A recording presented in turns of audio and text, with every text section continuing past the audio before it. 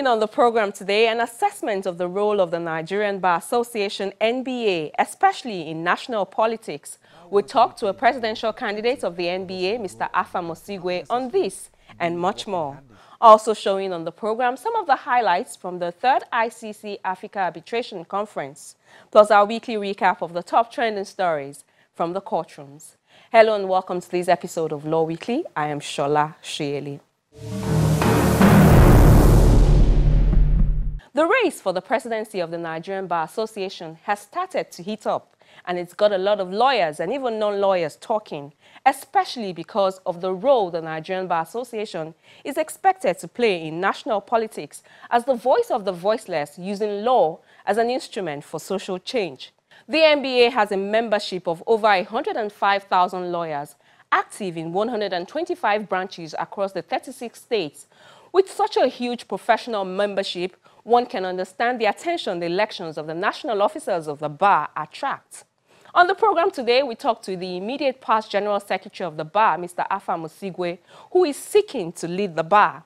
I began the interview by asking Mr. Osigwe to critically assess the Nigerian bar. Well, I would like to say that many people are of the view, especially in recent times, that the bar has not been as active as the bar is usually expected to be or has always been.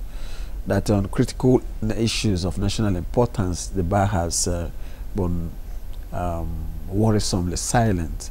And so my take is that the bar needs to do more. There's a whole lot the bar could do better and differently.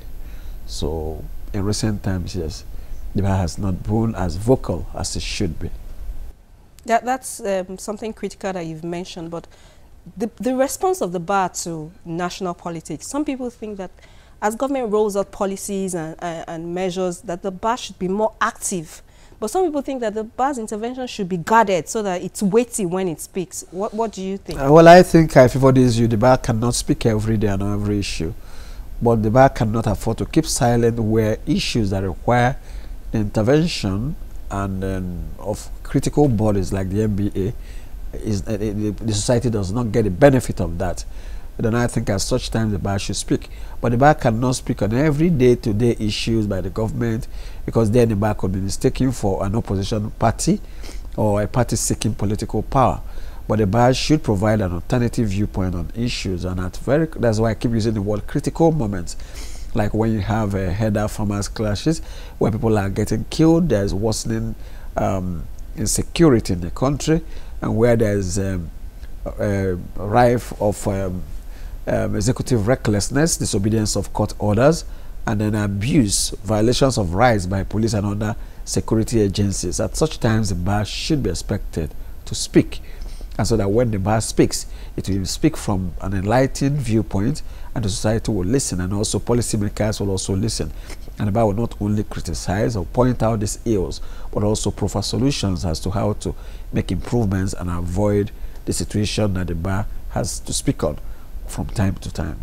You've talked about two critical issues, the security issue, and then I also want to bring in the rule of law and the anti-corruption fight of the federal government. You've said that those are things that the bar should engage government on more.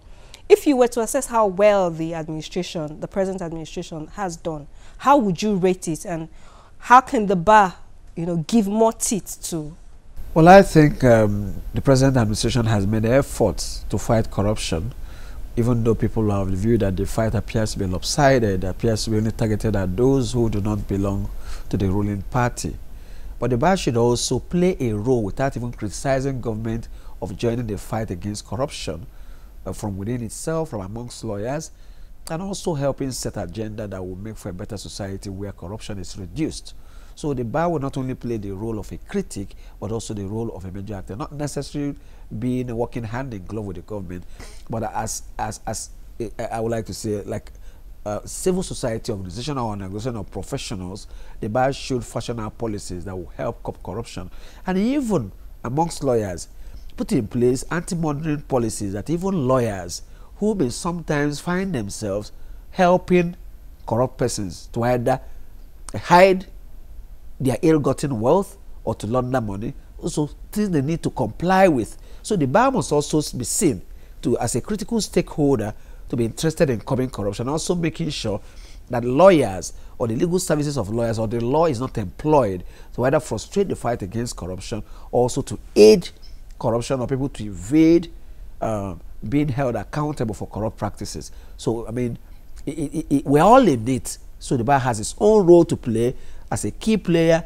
knowing that lawyers could be involved in these activities, and also as to be one of those who act as a watchdog on those involved in the fight against corruption. So it's not a one-way traffic of being a critic, but also being a major actor of fashioning policies and putting in place things lawyers can do to play a role that positively improves the fight against corruption, and also make sure that it's rooted out among legal professionals and then the bench even.